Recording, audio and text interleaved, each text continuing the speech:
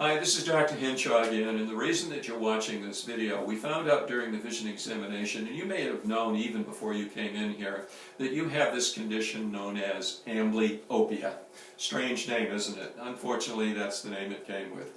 There is another unfortunate nickname that it has, which is lazy eye, and I really want to assure you right from the get-go, your eye is anything but lazy. But first of all, let's see if we can get a really good idea of what amblyopia is. Okay?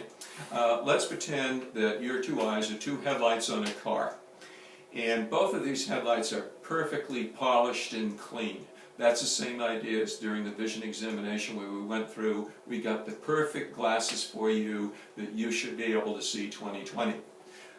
But however, when somebody pushed the headlights in, the eye that has amblyopia, the headlight did not get pushed all the way in, so it was dimmer than the other eye. That's probably an easier way to understand amblyopia rather than try and explain it more fully the way that most doctors do. We already know that the eye is not lazy because what's going on in that eye where the headlight isn't pushed all the way in, the individual has to literally close the eye. And if you go ahead and close one eye, you can see there's a lot of energy you're taking to do this. Well, you're so good at it, you can do the same thing without actually closing your eye so you can shut it down so that it doesn't interfere with the other eye. I think you would agree with me that is a lot of work. And that's what we're finding in our patients that have amblyopia, that they're doing a lot of work. There is another thing that's very important to know about amblyopia.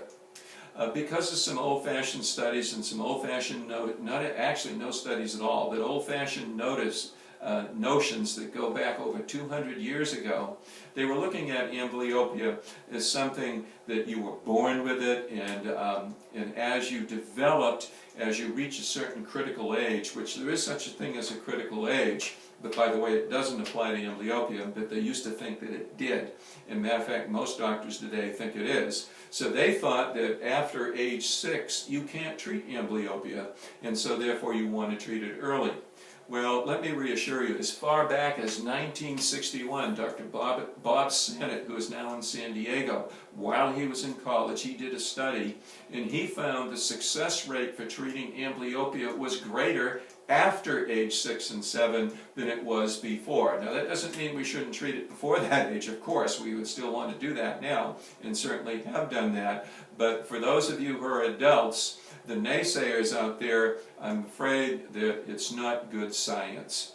And there is no question that this critical age thing that they're talking about in the critical period, it can be overcome with appropriate vision therapy that can treat amblyopia, and you do have the possibility of it being treated.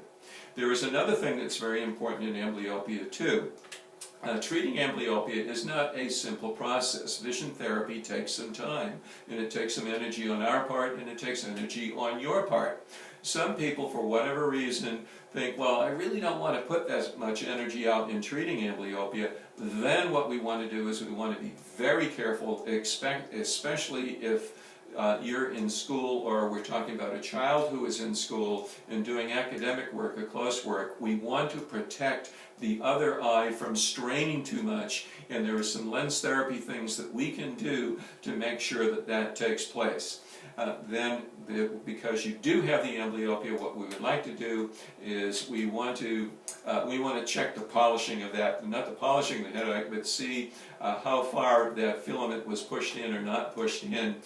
So we want to test that closer, which is called diagnostic testing. It's going to take an hour of your time, and then when we've established those findings from there, we can sit down and talk about, for you, what is the best way to treat this condition.